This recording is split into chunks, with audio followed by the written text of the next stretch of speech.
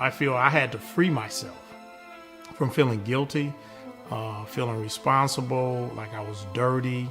Who would want me? You know, it's all these things are in your head. How could somebody do this to me and care about me in any way, shape, or form? I really must be nothing. And that's what I feel that was taken from me. My virginity, my youth. You're never the same after that.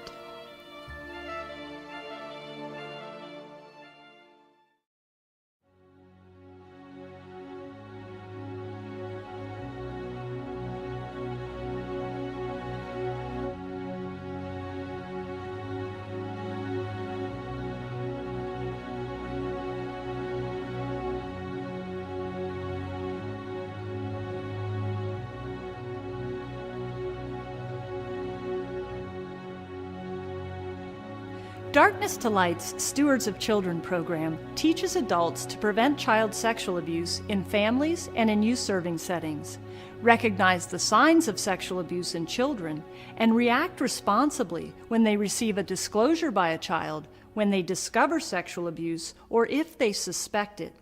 It also teaches adults how to intervene in the gray area when they see unsafe boundary violations by other adults or teens. I had kind of a closed mind as to, why would nobody ever speak up of something like that? So seeing the stories or hearing the stories from the people it actually happened to, it kind of opens your eyes a little bit. You actually feel what they're feeling. Having the testimonies and the statistics together, it just made it very real.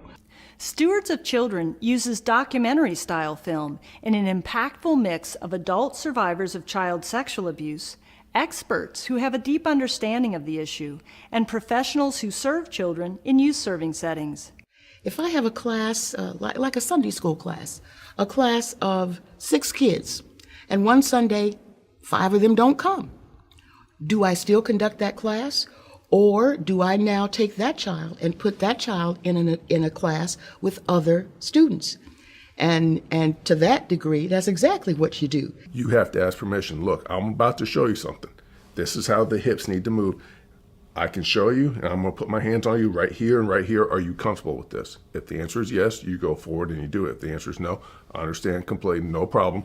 This is what the visual is if I do it. So there is that boundary. Well, to use the example of somebody who's holding a child on their lap or tickling a child and the child is clearly not comfortable. I think an adult could just say, hey, it looks like Sally's done with that game.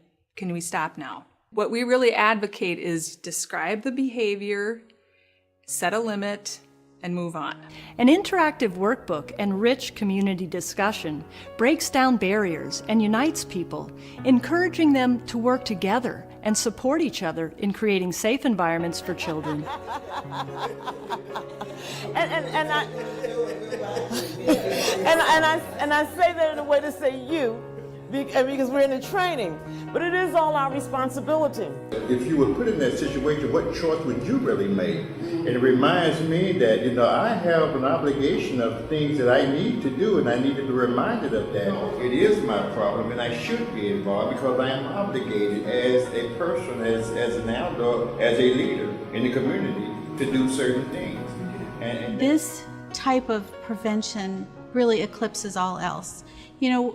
Our job is to educate students, but we can't educate students properly unless they come to us healthy, whole, and ready to learn. We're going to look into the code of conduct, and we're going to make sure that everybody's doing what we can do to keep the community safe. Some parents in my area, they believe that the topic is very taboo. They don't want to talk about it. I don't think they know how to talk about it.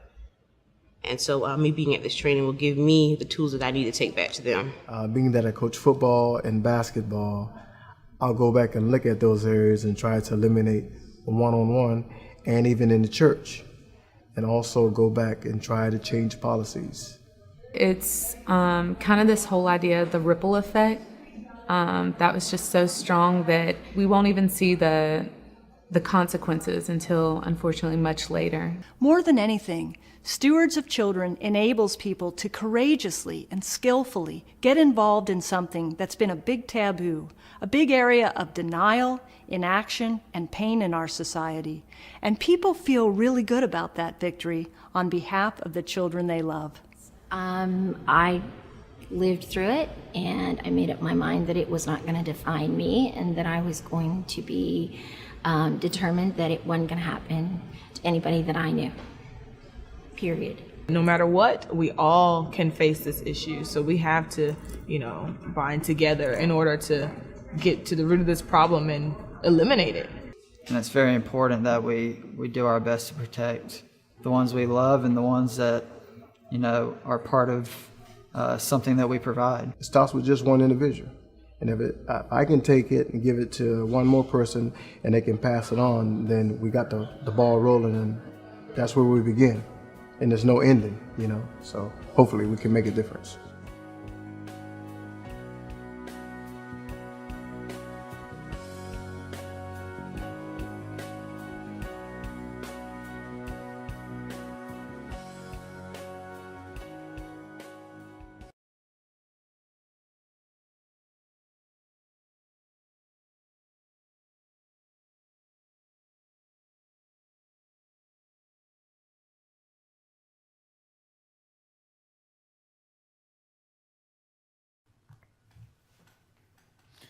And we're back. Good morning from the office. I'm BKP, North Georgia's only live online morning show. Our next guest is with Georgia's Prevention to Prevent Child Abuse. What is that? I missed that one. Yeah, Georgia's Prevention Initiative. Yeah. Initiative. Yeah, okay. to prevent. Georgia's Prevention Initiative to prevent child sexual abuse. Steve Fallin. Steve, the other day when you talked to Lisa and we're discussing this, and she brought this ideal to me, I said the timing of all the things surrounding everything right now in the news and discussion and families right now, what they're going through, is a perfect time to talk about this. And you brought today, we just seen a video, folks, you just seen a video that was an introduction to this. So, Mr. Fallin, welcome here this morning. How are you? Thank you. I'm doing good. I'm doing great. Yeah. The 5 steps to protecting our children. Yeah. Well, it's an important initiative across the state of Georgia, and it's aimed squarely on the issue of sexual abuse. And today we have a real problem because 1 in 10, if you think about that, 1 in 10 kids are likely to be sexually abused before their 18th birthday. And 90% of those kids are actually being abused by someone the family knows. So we've been hitting kids with this idea of stranger danger for years, and it's not stopping the abuse. And so what we have to do is educate adults across the board. We're talking about professionals, school teachers, people in churches, parents of all stripes, to try to do better at protecting kids, because often the kids are just suffering alone. Well, let me ask you a question. I have to, I cross a couple of the generations there, and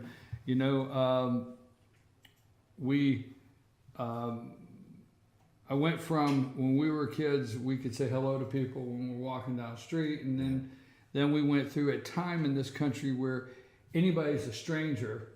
You absolutely taught your children, don't speak to them. I mean, it literally got to, you see little kids in the grocery cart, and nothing against the mothers. I understand the mothers and their sensitivity to taking care and protecting their children, right? Right. But you say hello to them in the grocery cart, they're like, So where are we at on stranger danger? Where are we at on some of the things that we've evolved into or we need to be aware of? Well, I think, we teach kids to be aware of strangers and the danger they may present when they're alone. When they're with their parents, in fact, parents need to instill in their children a sense of security. They need to help children understand when they're safe, when they may not be safe, how to say no, how to know that they have rights and privacy over their own body. One of the issues this curriculum gets into is particularly the issue of adults abusing children. And we found that kids, by and large, tend to, whether we mean to or not, they get the message that the rights of adults always trump the rights of kids. And so there have to be some exceptions to that. For instance, if an adult is touching a child in a place they shouldn't be, that child should be equipped to push away or say no or throw themselves into the floor and make a scene if necessary. But the curriculum is designed to teach people to know what the facts are and how to respond to them, and also how to intervene in situations that just don't look right. It's created by an organization called Darkness to Light. They're based in North Carolina. And basically, it is a 2-hour program that teaches adults all of the skills they need, but it also touches people's hearts. You know, a lot of people still leave this issue of child sexual abuse in the shadows. It's a taboo. It's something that we're not real comfortable talking about. But as you talk to counselors, and one of the reasons I got real interested in this, as you know, I worked with drug addicts in different settings for many years. Well, 60% to some say as much as 80% of the drug addicted population have some form of sexual abuse in their background. That's staggering. It's also a trigger to suicide. It's also a trigger to a lot of other issues when children are sexually abused. And so it's costing our communities and our nation billions of dollars a year in healthcare and productivity costs. Well, I can see that, and yes, I do. I've known you for several years, and we have worked together on several projects together that were surrounding drug abuse and things like that. Recognize the signs. That one is stands out to me. Talk about it. It's uncomfortable, right? It's uncomfortable. It is for a lot of people.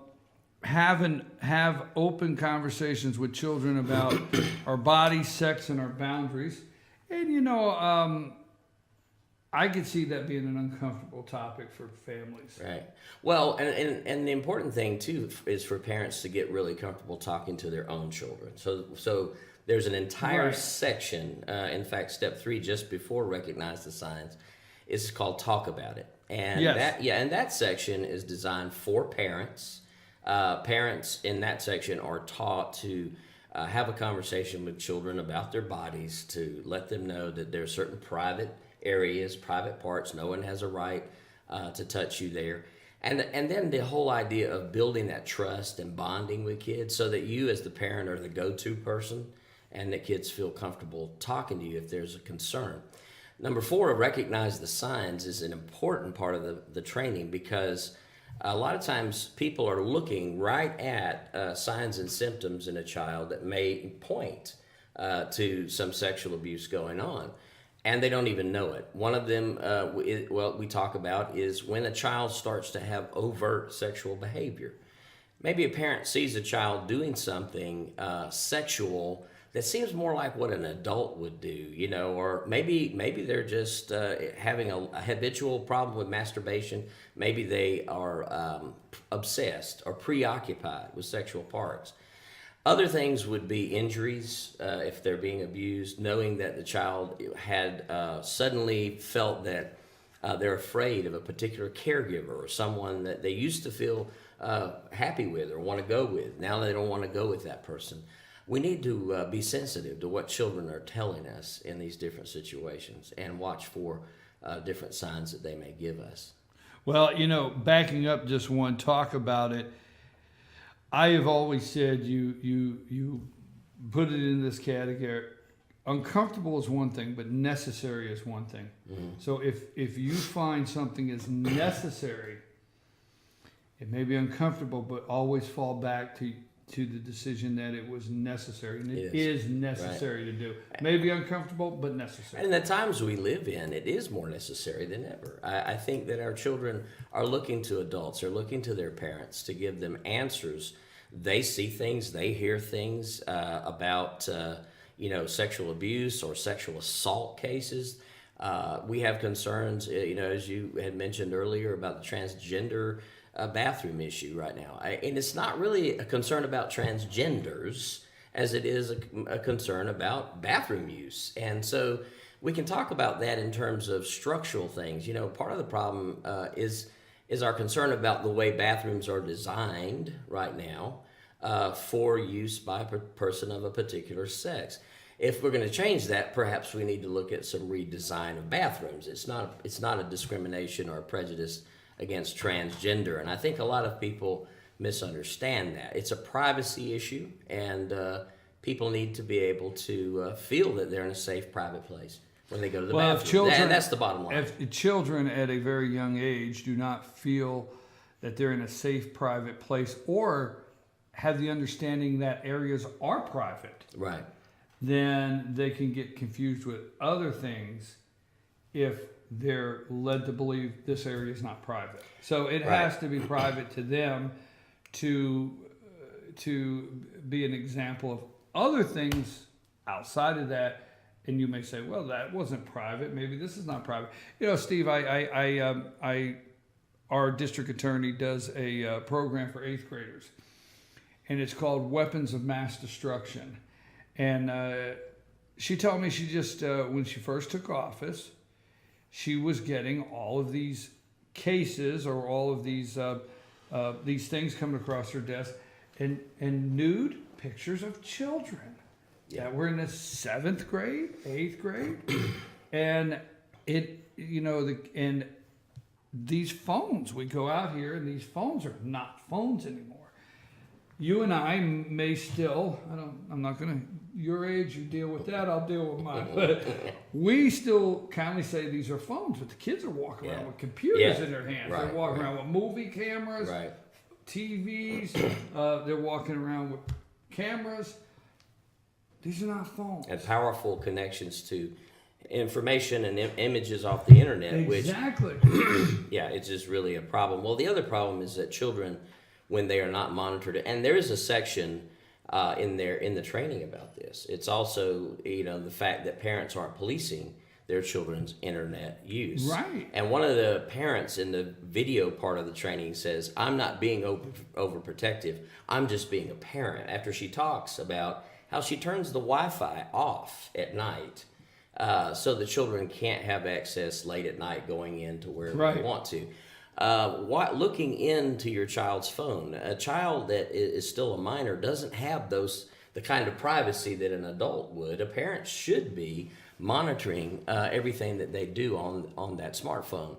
And so that's part of protecting kids, and that's part of the things that we do need to talk to them about.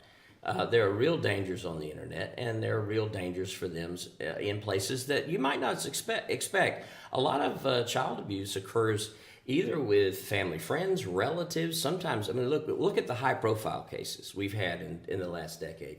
We've talked about priests abusing children. We've talked about coaches. We talk about school teachers. These should be trusted individuals. And so when you see that it's happening across every socioeconomic strata, it's not that it's something that just happens to the poor. It's not something that just happens to uneducated. It happens to highly educated, wealthy, poor, all alike. It happens to religious people. It happens in churches. And so what we need to recognize is that it's not okay to sweep something under the rug or pretend that it doesn't exist when it's pervasive right now in our society at every level. And it's time that we open our eyes about it. We just, not even 2 weeks, 3 weeks ago, had Dennis Hassard, former Speaker of the House. Doesn't that blow your mind? And at one time, a high school coach that kids looked up to. And then, the problem of sweeping it under the rug, even paying hush money. And this is by and large how cases like that are handled. By far the majority are covered up. We just got a couple minutes left here. React responsibly. What on number 5 there? And adults should be able to be responsible and hold one another accountable. One of the things we've got to get past is this idea that I'm just, if I try to vet someone who's going to keep or watch my children, that I'm just being paranoid. Babysitters, anyone, daycare, wherever you leave your child, you should make sure there are certain things in place to ensure the safety of that child. You should check that person's background. You should make sure that they have policies in place. One of the steps in there is minimizing opportunity. Do they make sure that there's always 2 adults with the children at all times and that you don't have these one-on-one opportunities? So reacting responsibly is a lot of things in terms of making sure that organizations that take care of our kids have policies in place. Secondly, it's when I become willing to be one who intervenes. We talk about bystander intervention. Let's say I see someone handling a child in a way that the child is visibly irritated or unhappy or disturbed. Maybe they're touching a child in a way that we feel they shouldn't be. Do I have the boldness, the courage to actually say something? Should I say something that redirects that child to another activity and removes them from that uncomfortable situation? I remember as a child having aunts and uncles handle me, pick me up, touch me, and do things in ways that maybe other family members didn't notice, but that, made me feel very uncomfortable. We tend to sometimes not think that it's okay to say something to adults, but the sooner we are willing to intervene and hold one another accountable, the more that we have a chance to protect kids and pull them away from something that may be going in the wrong direction. How do they get in touch with you, or how can they get more information concerning this if somebody wants to? Okay, they can email me. I'm Steve Fallin. It's Steve, STEVEF, my initial for my last name, Fallin, and that is at gacfca.org. That's for the Georgia Center for Child Advocacy. gacfca.org.